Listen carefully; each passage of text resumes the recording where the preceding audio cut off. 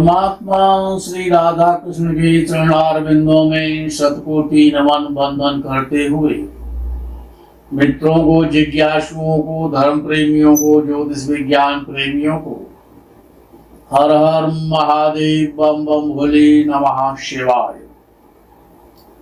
मित्रों,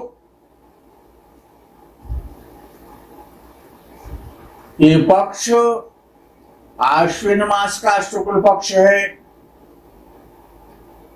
भगवती जगत जननी जगदम्बा पराम्बा महाकाली, महालक्ष्मी, महासरस्वती, दुर्गा देवी का आराधन, चिंतन, वंदन आप सभी कर रहे होंगे, ये हमारा विश्वास है। समस्त प्रकार की आपत्ति, विपत्ति, व्याधियों से, बाधाओं से मुक्ति पाने के लिए सर्वाबाधा विनिर्मुक्तो धन धान्य सुतान्वितः मनुष्यो मत प्रसादेन भविष्यति न संशयः, इस मंत्र का भगवती के समक्ष बैठ करके नित्य प्रति जप करें। यदि शत्रुओं से पीड़ा हो रही है तो सर्वाबाधा प्रशमनम त्रैलोक्यस्याखिलेश्वरी एवमेव त्वया कार्यमस्मद् वैर विनाशनम, इस मंत्र का जप करेगी तो आपके जो भी ज्ञात और अज्ञात जो भी शत्रु है वो अपना रास्ता बदल लेंगे, शत्रुओं का विनाश होगा। समस्त प्रकार के मंगलों की कामना के लिए सर्व मंगल मांगल्ये शिवे सर्वार्थ साधिके शरण्ये त्र्यंबके गौरी नारायणी नमोस्तुते, इस मंत्र से भगवती की आराधना, उपासना, जप, पूजा करें। निश्चित रूप से भगवती जगदम्बा की कृपा, भगवती दुर्गा देवी की कृपा आपको प्राप्त होगी। आज ज्योतिष के विषय में तीसरा भाव, जो कुंडली का जो तीसरा भाव होता है, तीसरा भाव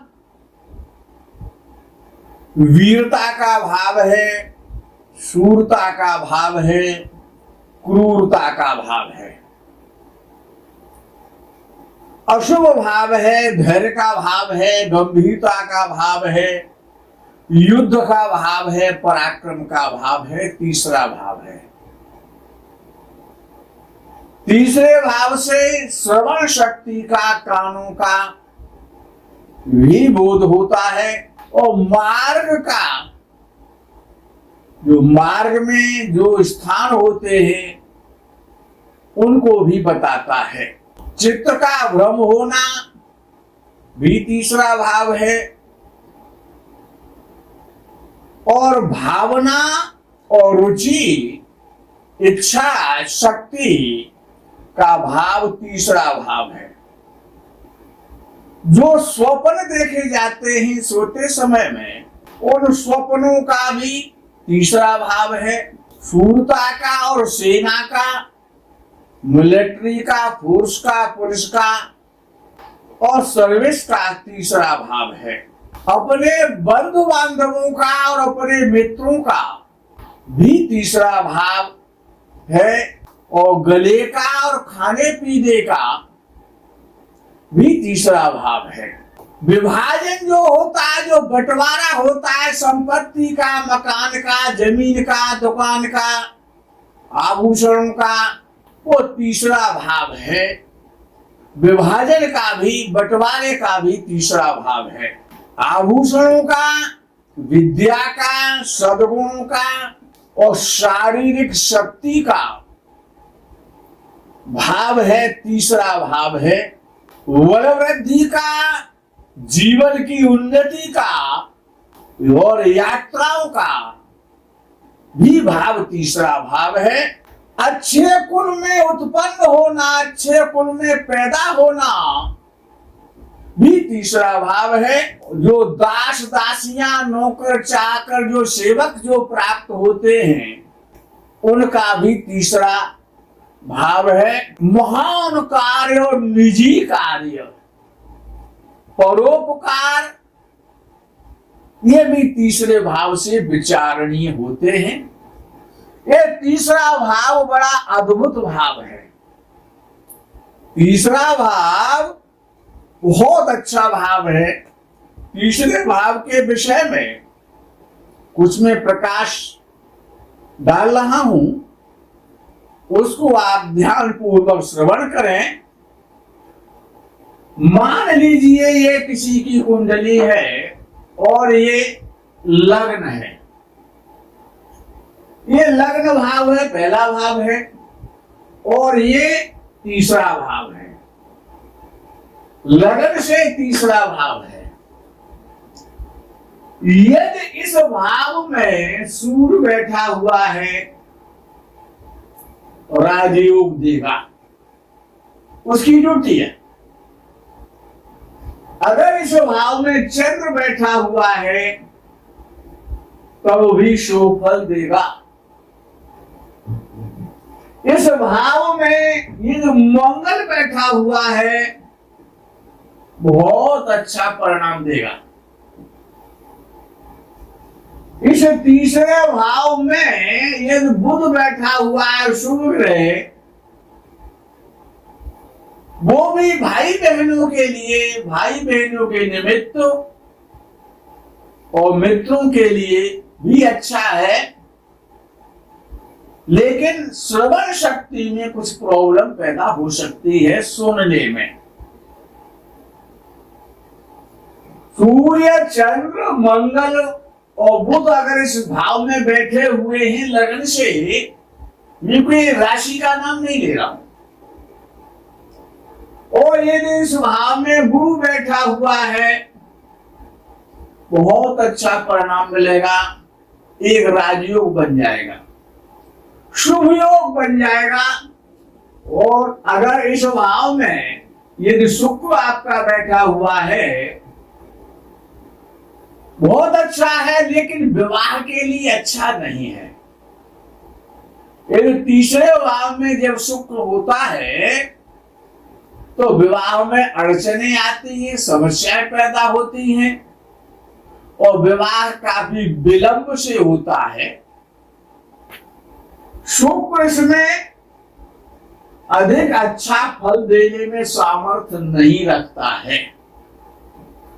अगर इसमें शनि बैठा हुआ है तीसरे भाव में बहुत अच्छा फल देगा, राजयोग बनाएगा। अगर तीसरे भाव में राहु बैठा हुआ है बहुत अच्छा है, लगन से तीसरे भाव में। और अगर इस भाव में केतु बैठा हुआ है बहुत अच्छा परिणाम आपको मिलेगा। तीसरे भाव में कोई भी ग्रह बैठ जाए वो अच्छा फल देगा। यदि किसी का लगन और चंद्र राशि एक ही है, लगन भी यही है और यही चंद्र बैठा हुआ है, तो लगन से और चंद्र राशि से तीसरे भाव में कोई भी जब ग्रह जाएगा, सूर्य जाए, चंद्र जाए, मंगल जाए, बुध जाए, गुरु जाए, शुक्र जाए, राहु जाए, केतु जाए, शनि जाए, तीसरे भाव में यदि गोचर में भी यदि कोई ग्रह जा रहा है चंद्र से और लगन से तो बहुत अच्छा फल देगा। और यदि भाग्यवशात लगन भी यही है और चंद्र राशि भी यही है और सूर्य भी यही बैठा हुआ है तो यदि कोई ग्रह यहाँ तीसरे भाव में अगर सूर्य बैठा हुआ, अगर यहाँ पर गोचर में जब कोई ग्रह जाएगा, चाहे सूर्य जाए, सूर्य लगन में बैठा है, चंद्र भी लगन में बैठा है और लगन तो लगन है, तो जब तीसरे भाव में यदि सूर्य जाएगा गोचर से या मंगल जाएगा या चंद्र जाएगा, राहु केतु शनि शुक्र बुध कोई भी ग्रह जाएगा, बृहस्पति भी जाएगा, ये सभी ग्रह अच्छा फल करेंगे। लेकिन विशेष रूप से तीसरे भाव में सूर्य मंगल राहु केतु शनि ये बहुत अच्छा फल करते हैं। और शुभ ग्रहों में बृहस्पति अगर तीसरे भाव में बैठा हुआ है या सूर्य चंद्र और लगन से गया हुआ है, बहुत श्रेष्ठ फल करेगा। तीसरा भाव में यदि कोई भी ग्रह बैठा हुआ है, क्रूर ग्रह बैठा है, चाहे पापक ग्रह बैठा हुआ तीसरे भाव में है, तो एक सफलता देने वाला, प्रसिद्धि देने वाला, धन देने वाला, जीवनी उन्नति कराने वाला, अच्छा कैरियर देने वाला वो साबित हो जाता है, उसको बल मिल जाता है।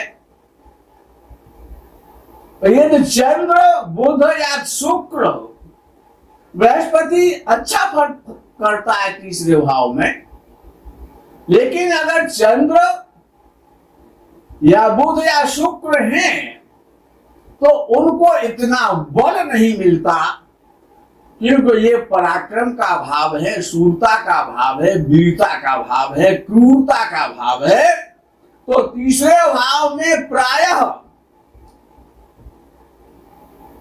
क्रूर ग्रह और पापक ग्रह राजयोग बनाने में सक्षम है और वो राजयोग बनाते हैं। इस तीसरे भाव में यदि सूर्य बैठा हुआ है, जिसकी भी कुंडली में बैठा है, तीसरे भाव में बैठा है सूर्य, उच्च का बैठा है, मित्र राशि का बैठा है, और महर्षि पाराशर यहां तक लिखते हैं चाहे वो भले ही नीच राशि का बैठा है, तो जहां तक स्वस्थ होगा, धनवान बनेगा, बहुत यात्रा आगे करेगा, यात्राओं से धन पैदा करेगा, धनी होगा, परोपकारी होगा, बड़े लोगों से संपर्क और संबंध बनाने वाला होगा, प्रसिद्धि प्राप्त होगा, दयालु होगा और राजसी ठाट बाट के साथ में राजसी बुद्धि वाला ऐसा व्यक्ति होता है जिसका सूर्य तीसरे भाव में होता है। यदि पुरुष राशि में सूर्य बैठा हुआ है तो जातक शांत प्रवृत्ति का होगा, दार्शनिक होगा, अनेक विद्याओं का विद्वान होगा, समाज सेवी होगा, अच्छी शिक्षा प्राप्त होगा, समाज में सम्मानित होगा, समाज में अग्रणीय होगा और प्रतिष्ठित संस्थानों का मुखिया होगा। राजकीय क्षेत्र में, पॉलिटिकल क्षेत्र में, सरकार के क्षेत्र में उसके अच्छे संबंध होंगे और स्वयं भी राजनीतिक क्षेत्र में अच्छा पद प्राप्त करेगा, पद प्रतिष्ठा उसको प्राप्त होगी। यदि मिथुन तुला और धनु राशि का यदि सूर्य, याद रखें, मिथुन राशि, तुला राशि या धनु राशि का सूर्य यदि तीसरे भाव में किसी भी कुंडली में किसी का बैठा हुआ है तो जातक लेखक होगा, प्रकाशक होगा, प्राध्यापक होगा, बोलने वाला होगा, वक्ता होगा और वकील भी हो सकता है। जिसका सूर्य तीसरे भाव में होता है मिथुन तुला या धनु राशि में, ऐसा जातक बौद्धिक रूप से बड़ा प्रखर होता है, अपने परिवार, अपने घर और संतान के प्रति बहुत आसक्त होता है। अपने परिवार से, अपने घर से, अपने बच्चों से, अपने माता पिता से, अपने भाई बहनों के लिए समर्पित होता है। अगर ये सूर्य अगर स्त्री राशि में बैठा हुआ है तो उसके बहुत सारे भाई बहन होंगे, जातक के पास बहुत सारी धन संपत्ति होगी, मानसिक शांति होगी, हमेशा वाहन प्राप्त रहेगा। तीसरे भाव का सूर्य संतान के लिए बहुत श्रेष्ठ माना जाता है। सर्वोत्तम स्थान है सूर्य के लिए तीसरा भाव।